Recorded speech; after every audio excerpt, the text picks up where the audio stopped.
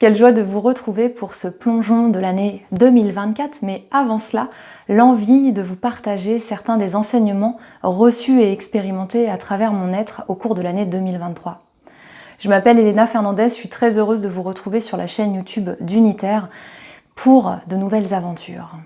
Alors 2023 était une année 7, les invitations principales étaient de nous permettre de faire descendre encore le ciel dans la terre, d'incarner encore plus cette dimension divine qui est aussi propre à l'être humain, à toute forme de vie, en fait à faire descendre la conscience dans la matière, pour traverser aussi les voiles d'illusion que matière et spiritualité, divin et matière sont séparés. Alors, sur ce chemin, j'ai également reçu des enseignements parfois très inconfortables. J'avais envie de vous faire un bilan, un retour après les vagues émotionnelles qui ont pu être traversées aussi de ce qui s'est vécu au cours de l'année 2023. Le premier enseignement reçu, ça a été de faire ce chemin de la tête au cœur, d'apprendre à assouplir le mental, l'ego, pour en parallèle muscler le cœur et de faire en sorte que le chef d'orchestre qui est bien souvent mental, parce que l'être humain est conçu aussi comme ça, avec cet ego, contrairement aux végétaux ou aux animaux, et en même temps de dire comment ce chef d'orchestre il passe d'être dans notre tête pour aller se loger, s'ancrer dans le cœur, et que le chef d'orchestre devienne maintenant le cœur.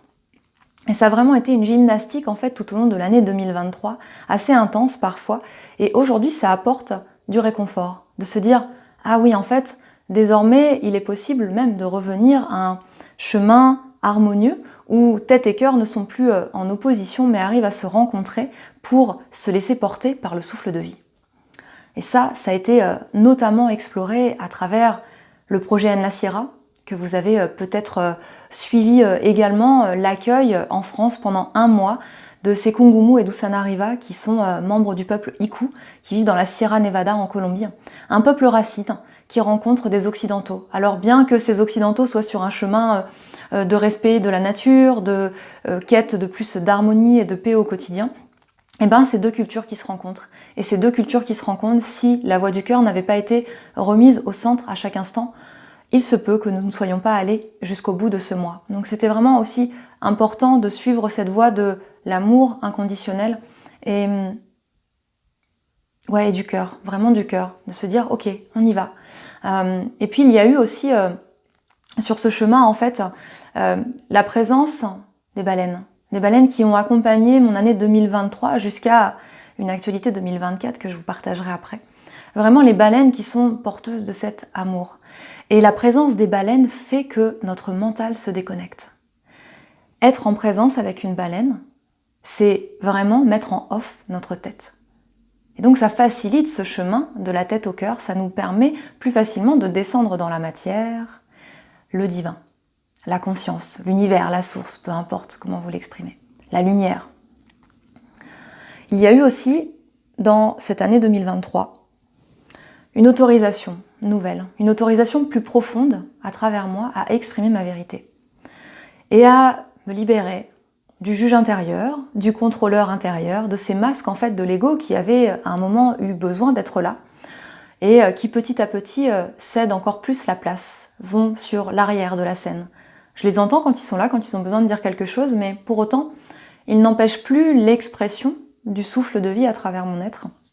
Et exprimer ma vérité pleine et entière, même si je sais que c'est un chemin de toute une vie, ça reste aujourd'hui plus fluide, plus simple et aussi beaucoup plus joyeux et léger.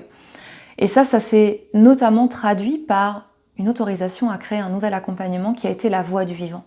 Dire oui, ici et maintenant, la voix du vivant fait sens. J'ai envie d'accompagner les gens dans un chemin d'être pour aller rencontrer des différentes formes d'expression du vivant et en les rencontrant, venir ouvrir à l'intérieur de soi des portes.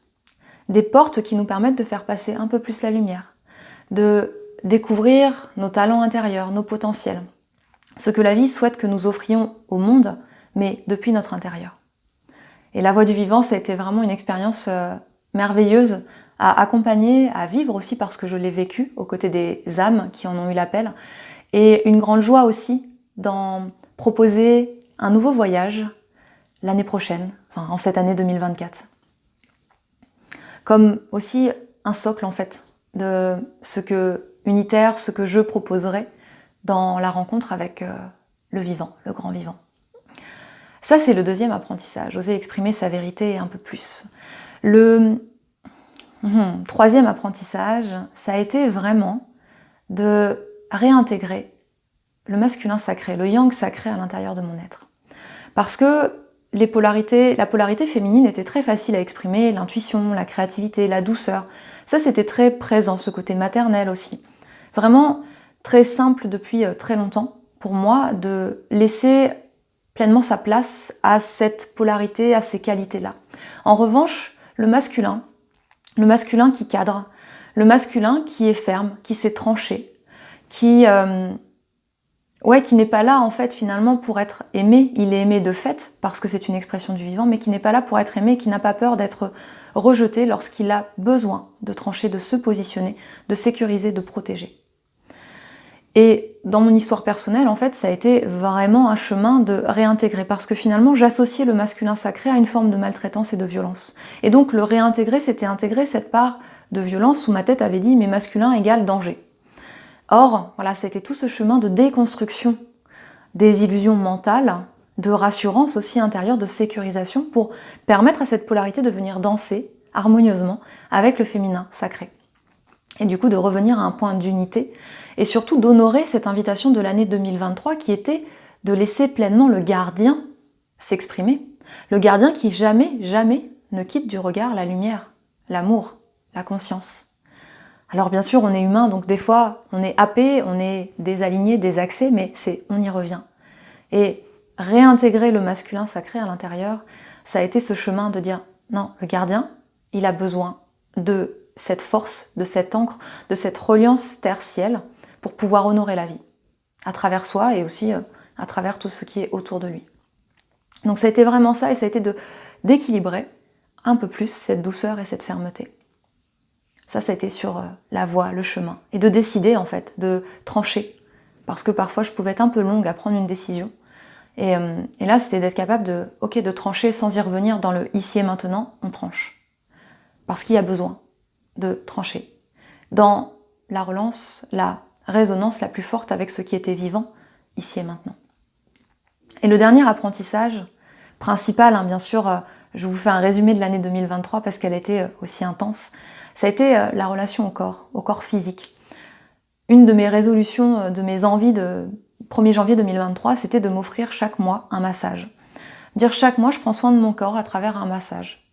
Je m'y suis tenue, ça a vraiment été une source de joie, jusqu'à ce que j'expérimente en décembre le massage quantique, qui est un massage que j'ai reçu par l'intermédiaire de Christelle Mouton, et qui est un massage qui vient vraiment libérer le corps de tout ce qui est cristallisé.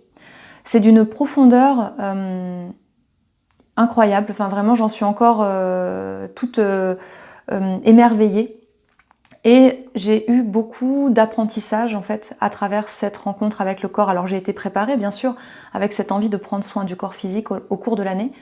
Et lorsque c'était là en décembre, il y a eu vraiment cette prise de conscience à quel point le corps physique est une bénédiction. À quel point faire l'expérience de la matière est une bénédiction. Et là, waouh, l'invitation de laisser descendre le ciel dans la matière, pour moi c'est comme si ça bouclait le chemin de mon âme sur cette année 2023. Te dire, mais accueille pleinement cette incarnation, ancre-toi pleinement dans ton corps et reconnais à quel point c'est un trésor, ce corps physique. À quel point il contient aussi vraiment toutes les informations dont notre âme a besoin. En fait, on a le corps physique de cette incarnation, mais il contient en mémoire tout ce que notre âme a traversé, dans toutes les dimensions, tous les espaces-temps. Donc c'est un livre, mais c'est un grimoire en fait, c'est un manuscrit, c'est une encyclopédie notre corps physique. Et ça j'en ai pris conscience. Et à quel point quand on vient le libérer, parce que finalement c'est la partie la plus dense on va dire, la plus présente dans la matière, le corps physique, de toutes les composantes de nos corps émotionnels, mentaux, etc. qui sont plus énergétiques, plus légers, plus vibratoires, plus subtils. Là on est dans du dur en fait, dans la matière, c'est le dernier, c'est ce qui est le plus connecté à la matière.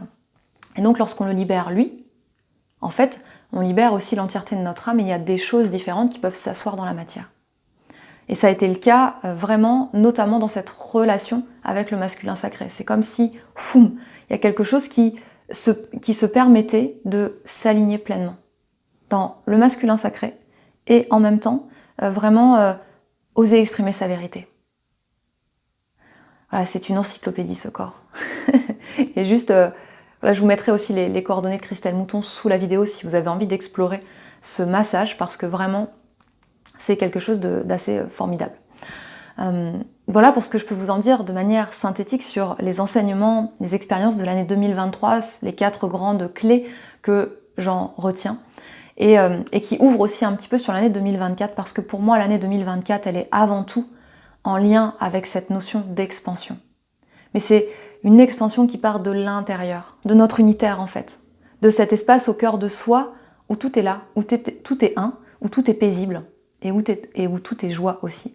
Et c'est depuis cet unitaire en fait, parce que on a libéré les nœuds, les verrous intérieurs, on a ouvert certaines portes à l'intérieur de soi avec cette année 2023, que nous allons pouvoir descendre un peu plus en profondeur et à partir de là laisser notre être s'expandre, s'offrir, rayonner depuis le cœur. Et j'ai très envie aussi de vous offrir un temps en ma présence, là ce 9 janvier 2024, pour 1 heure et demie, on verra le temps qui sera là, qui sera juste, et de vous présenter ce que je perçois de l'année 2024, de ces invitations, et de vous partager aussi cette actualité concernant les baleines. Pourquoi les baleines étaient là en 2023 ? Quelle est la prochaine étape en leur présence physique cette fois-ci ? Voilà, envie de vous transmettre cela, des clés pour aussi adoucir ce début d'année qui est déjà un début d'année bien sur les chapeaux de roue. Donc je vous mets le lien pour qu'on se retrouve en direct ce 9 janvier à 20 h. Ce sera voilà, sur YouTube dans une vidéo directe. Donc je vous mets le lien sous cette vidéo. Et voilà, vous n'aurez qu'à cliquer le jour J à l'heure dite et on se retrouvera à cet instant-là en présence pour fêter, célébrer l'année 2024 qui s'offre à nous. Je vous souhaite une merveilleuse journée, soirée, après-midi, peu importe quand vous écoutez ou vous regardez cette vidéo. Prenez soin de vous et n'oubliez pas ce chemin de la tête au cœur à chaque instant. Omita Kuye Oyasin.